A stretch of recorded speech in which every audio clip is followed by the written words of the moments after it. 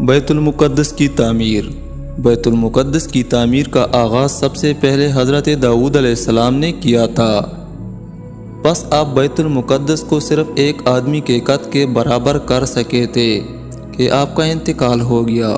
پس آپ کے بعد آپ کے سجدادے حضرت سلیمان علیہ السلام آپ کے جانشین ہوئے، تو انہوں نے بیت المقدس کی تعمیر کو مکمل کرنے کو پسند فرمایا۔ پس حضرت سلیمان علیہ السلام نے جنات اور شیاطین کو جمع کیا اور ان کے درمیان کام تقسیم کر دیا۔ پس ہر جماعت کو اس کام کے لیے مخصوص کیا گیا جس کو وہ اچھی طرح کر سکتے تھے۔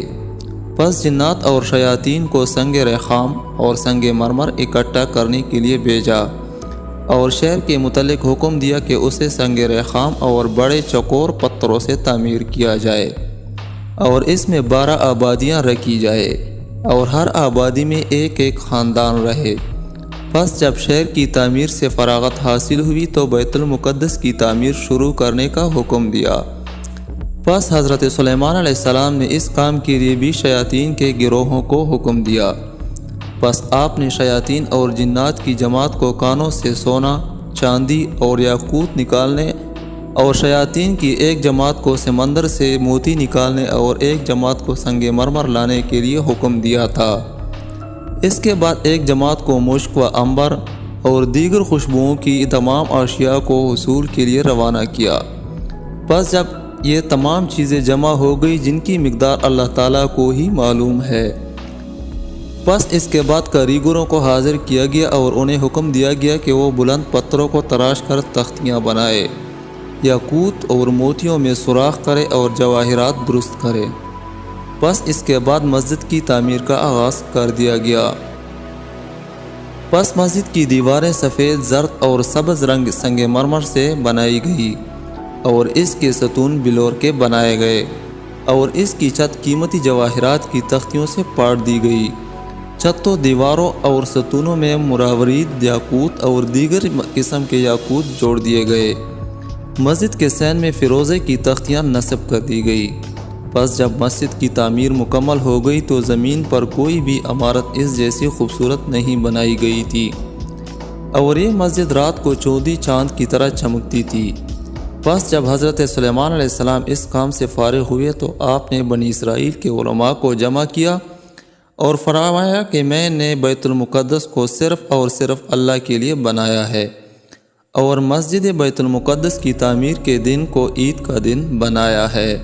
فائدہ: بعض اہل علم کا قول ہے کہ اللہ تعالیٰ نے حضرت سلیمان علیہ السلام کے لیے جنات کو مسخر کر دیا تھا اور ان کو حکم دیا تھا کہ وہ حضرت سلیمان علیہ السلام کی اطاعت کرے اور جنات کو احکام کا پابند کرنے کے لیے ان پر ایک فرشتہ مقرر کر دیا تھا جس کے ہاتھ میں آگ کا ایک گھوڑا ہوتا تھا۔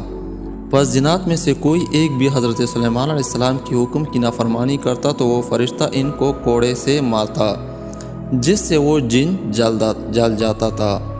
مفسرین نے کہا ہے کہ اللہ تعالیٰ نے حضرت سلیمان علیہ السلام کے لیے تانبے کا ایک چشمہ جاری فرمایا تھا جو 3 دن اور 3 رات تک اس طرح بہتا رہتا تھا جیسے پانی بہتا ہے، اور یہ چشمہ ملک یمن میں تھا۔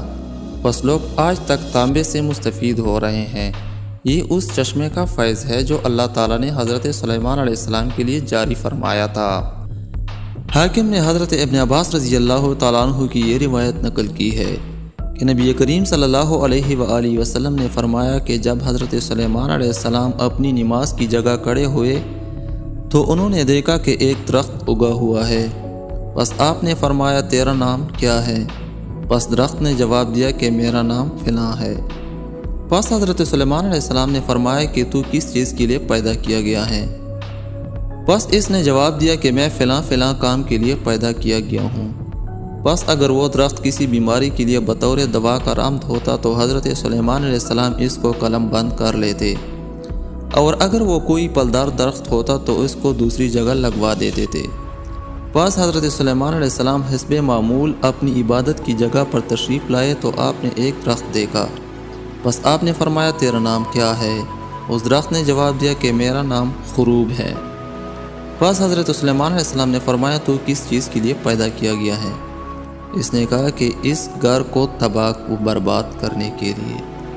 بس حضرت سلیمان علیہ السلام نے کہا کہ اے اللہ میری موت کو جنات پر مخفی کرنا، یہاں تک کہ انسانوں کو یہ بات معلوم ہو جائے کہ جنات کو غیب کا علم نہیں ہے۔ بس اللہ تعالیٰ نے حکم دیا کہ اے سلیمان، اگر تمہاری یہ خواہش ہے کہ تمہاری موت جنات سے مخفی رہے تو تم خروب کے درخت کا ایک عصا بناؤ اور اس پر ٹیک لگا کر کھڑے ہو جاؤ۔ بس حضرت سلیمان علیہ السلام نے ایسا ہی کیا۔ بس گن کے عصا کو کاکر کو کھولا کر دیا اور آپ عصا کے ٹوٹ جانے کی وجہ سے گر پڑے۔ بس اس وقت جنات کو معلوم ہوا کہ حضرت سلیمان علیہ السلام کا انتقال ہو چکا ہے۔ بس انسانوں کو معلوم ہو گیا کہ اگر جنات کے پاس علم غیب ہوتا تو 1 سال تک ذلت کی عذاب میں نہ مبتلا ہوتے۔